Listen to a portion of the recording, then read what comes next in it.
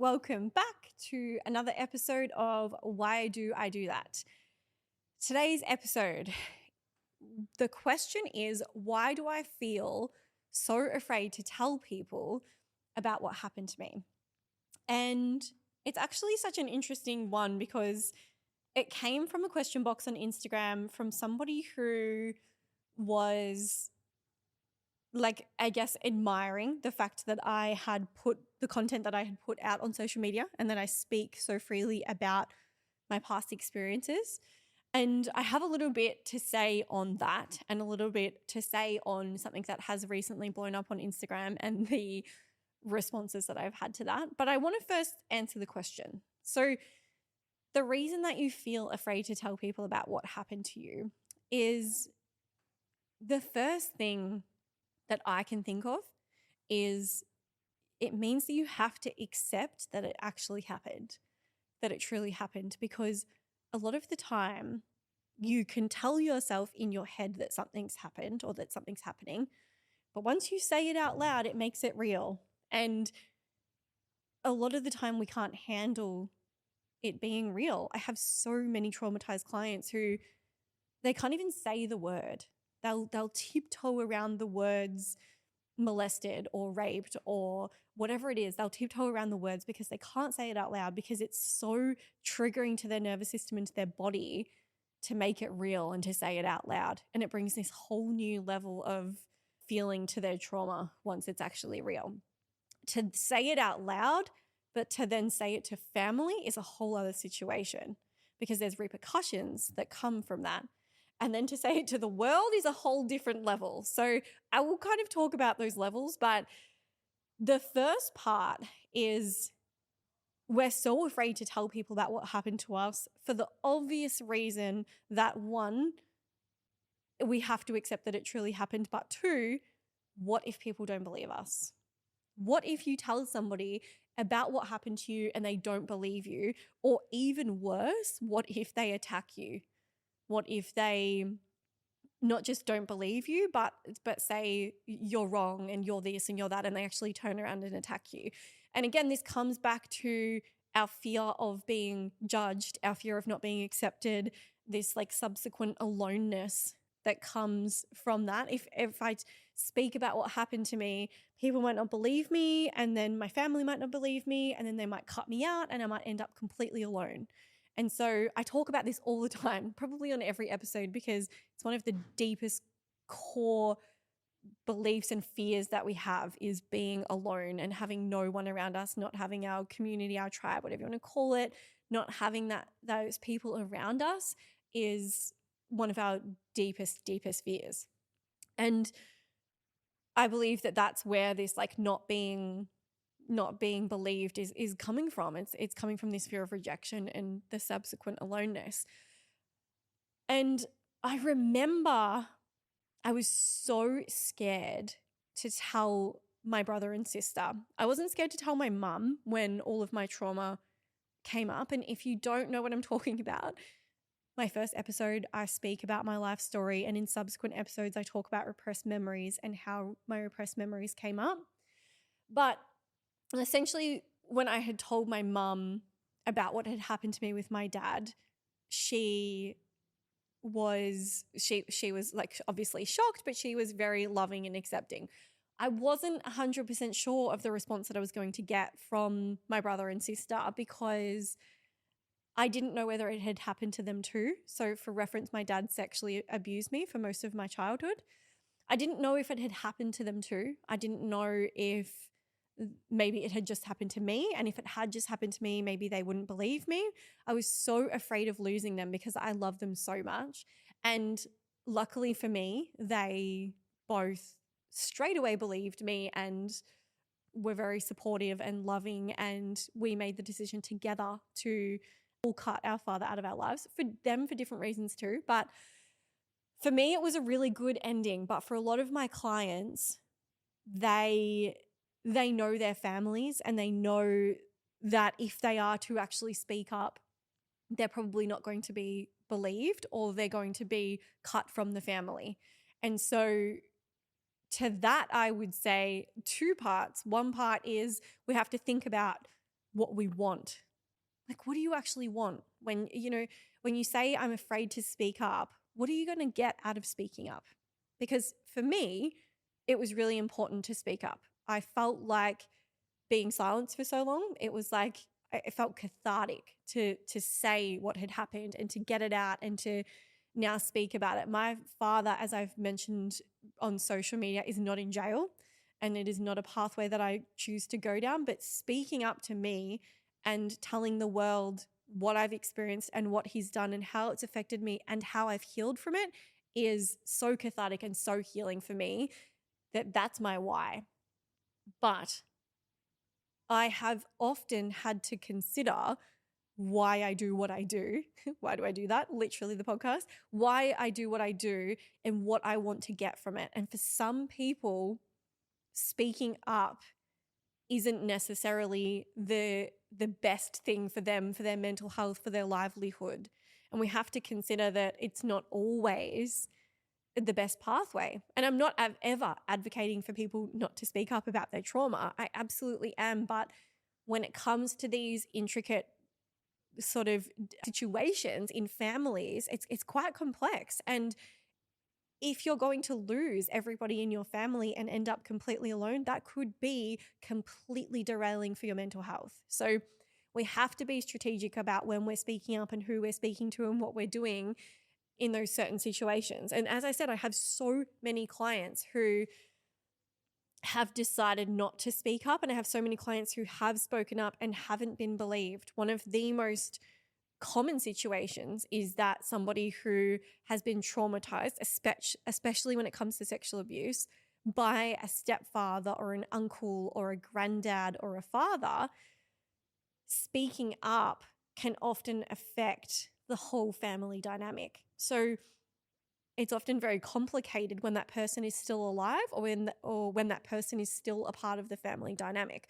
For instance, if it was your mother's brother, your uncle, it's that fear of what's going to happen to my relationship with my mum. Is she going to believe me or is she going to believe her brother? And it just adds this whole layer of trauma on top of the trauma, because there is trauma and then there is speaking about your trauma and not being believed and being made to feel that you're crazy when you've already gone through so much. And that is like a whole nother layer of trauma on top of it.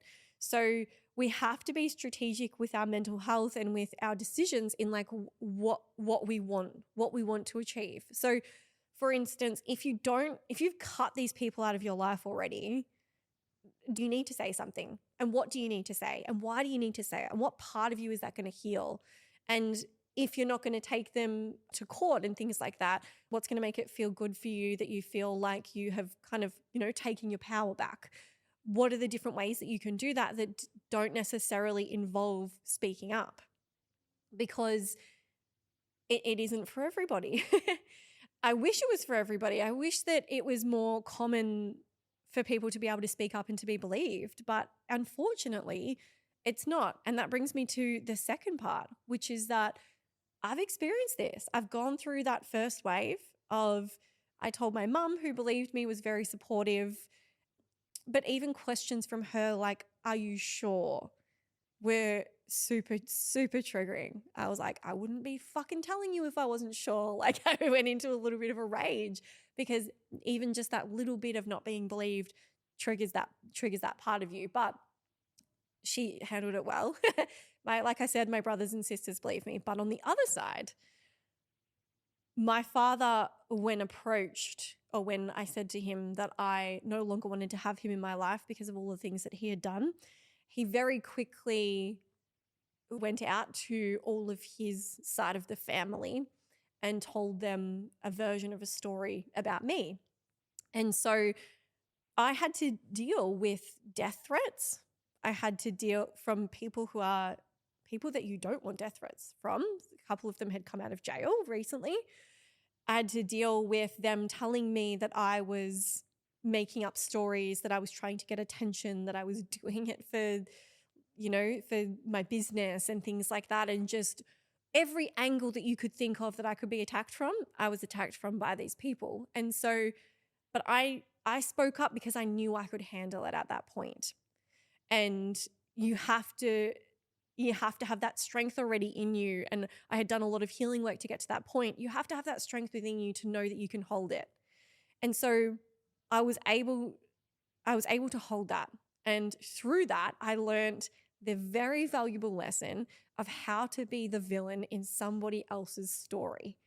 And it's the perfect line because that sentence alone just shows you, it's like, I can be the villain in their story because it's their story. It's not the truth, full stop.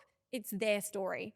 And I just sat with that sentence and that feeling for so long. How can I be okay with being the villain in their story?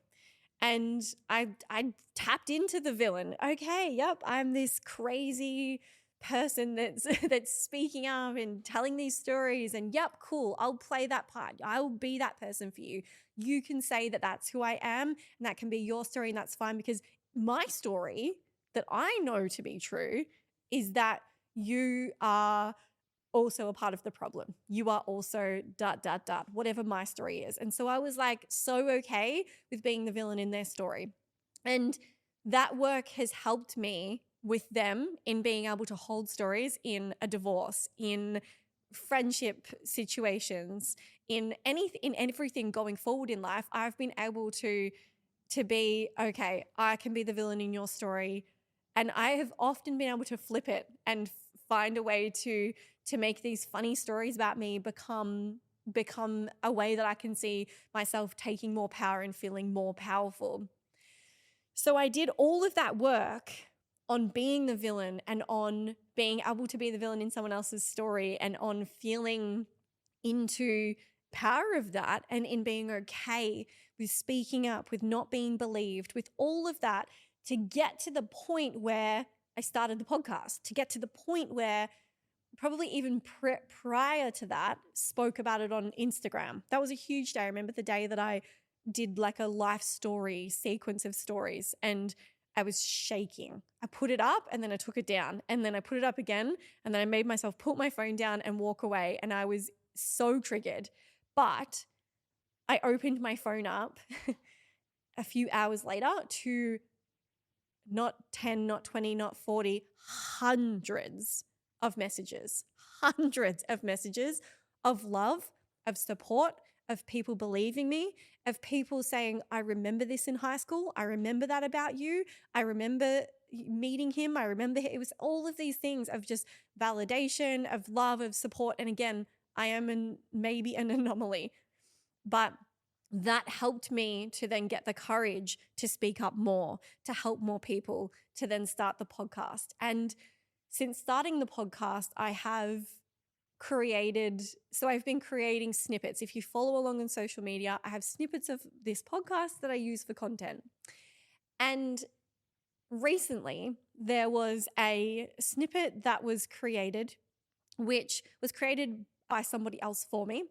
And it was a snippet where I talk about, sort of in detail, the night where my dad raped me. And I talk about being at his house, and it starts off with, I'm at his house and he asks me to stay, and I feel like I shouldn't, and I feel like I don't want to, but I feel like I couldn't say no. And for anyone who knows trauma and knows the freeze response and knows grooming and knows Stockholm syndrome and all the things, it makes sense. But to anybody else, it doesn't. And so I go on to say, and then I was laying in my bed, and as soon as I heard the door open, I knew what he was coming to do.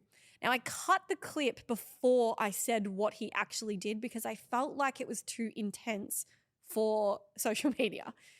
But what happened is that because I cut the clip, there was a lot of people who didn't firstly understand that I was speaking about my dad, which I then had to edit into the comments, because what's happened is this reel has taken off to, I'm not sure where it's at the moment, but it was at 1.5 million the other day, 3,000 plus comments, and people have taken it in two completely different ways. And if I was to have not done all of the work that I've done, it would derail me, some of the things that people were saying. There are people that are saying that I am an eternal victim, that I caused this myself, that it was my own fault for staying. Someone actually wrote that how was he supposed to know that me laying there frozen wasn't consent? There are people who have said that I consented by saying that I was going to stay the night. There are people that there was all sorts of comments. And it was kind of this moment where I realized you would think that it would be something that would be really triggering, but it was the first comment, to be honest, I was like, okay, that's got some heat on it. And I was a little bit like, wow, a bit taken back, because to be fair, I had uploaded it not really thinking anything. None of my other reels in a while had taken off, and I just didn't even consider that it would go viral until I woke up in the morning and there was just thousands of comments and views. So I was a little bit taken aback when I first read it. And then I started to notice the pattern, and a lot of people were jumping on the bandwagon, which is how the algorithm works. And I noticed that I was just really interested about how they had taken what I had said and created this story in their own mind, and how they had come up with these conclusions as to what I should and shouldn't have done, and couldn't actually understand, no matter how much I probably could have tried to make them understand. They just couldn't understand that response. They just couldn't get their head around how that could be possible, that I would stay there with somebody who felt unsafe. And there was one lady who argued this blue in the face, and she had like 20 people arguing back with her, and she was just, and I'm just Julie in my feed the whole time, because she just kept coming back to like, yeah, but this and that, and she should have, and she was just arguing on and on and on. And again, coming back to the point, I actually didn't even really have to write very much on this post at all, because I had so many people come in and start responding to all of these people that had these fucked up views and saying, what is wrong with you? Don't you understand trauma? Do you know what the freeze response is? Like, so many people come in and say that's not right, whatever it is. But if I had have been afraid of speaking up and been afraid of what was going to happen from that and taken that post down, I wouldn't have had the growth that I've had and the support that I've also noticed. So it was one of those moments where I realized like how far I've actually come, because I literally just see the messages now, and they still come in nearly every day. I literally see the comments and I just roll my eyes. I think I've actually started writing back to some of them, because to be honest, apart from this one woman, all of the others have been men that have been writing the comments saying it's your own fault and you shouldn't have stayed. I've literally just been writing pipe down with whatever their name is. Just pipe down, Charlie, pipe down, Kev, and just like not even giving zero fucks, just telling them to pipe down and letting it go, because in their mind, I am this attention-seeking, seductive person who lured some man into this situation and then said no, and now I'm shaming him publicly. Like, that is their story. And I just have to be okay with being the villain in their story and in that story that they're creating about me, and just know my own truth. And this is one of the hardest things to do as somebody who has experienced a lot of trauma, is know your truth and know this is actually what happened to me, because we get so confused and gaslit and told we're crazy, and that's all part of the trauma. And so getting to that point where you've healed enough to know your truth, I think that you'll find that if you start to 100% like stand in that and know who you are, and know that what happened to you, and that it created whatever it created in your life, and know how it affected you, and know how you're going to heal it, and all of that, you're going to feel so much more comfortable going into conversations, because you will know your own truth, and you will know that any story that anybody else comes up with is their own story based off their own experiences and their own beliefs and their own truth, and that actually has nothing to do with you. So I feel like I just went on a massive tangent, but I hope that I did answer that question, at least initially, as to why you're afraid and as to the different scenarios of what can happen and how bad it can get, but also how you can learn to hold it, and how you can learn that actually is possible for you. So if you know somebody who has experienced trauma, who wants to speak up, or somebody who has spoken up and been attacked or anything, send them this episode. I'm sure they will be able to hard relate.